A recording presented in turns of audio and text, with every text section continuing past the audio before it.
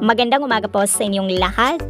Narito po ang bagong update kay Miss Universe Philippines 2024, Miss Chelsea Manalo, na kung saan ay kabi-kabilang pasabog photoshoot sa bansang Mexico. Na talaga namang palaban agad itong ating kandidata na si Miss Universe Philippines 2024 sa bansang Mexico para sungkitin ang Miss Universe 2024. Na unang araw pa lang ay laban kung laban ang ating Reyna, kaya patuloy po natin na suportahan para masungkit na ang panglimang korona sa bansang Pilipinas.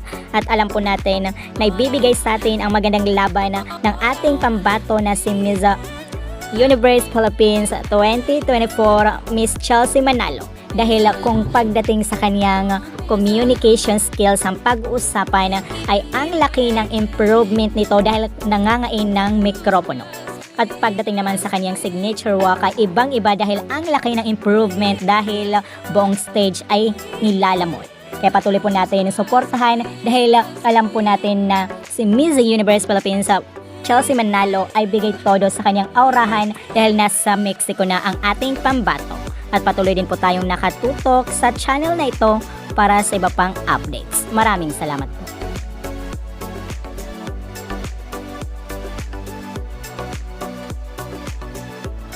Ano kaya ang masasabi mo rito?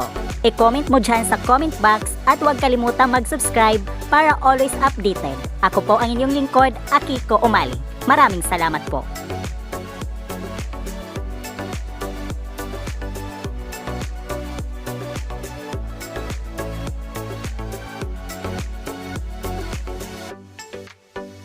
Kung bago ka lang sa aking channel, huwag kalimutang mag-subscribe and click the bell para always updated sa bagong kaganapan.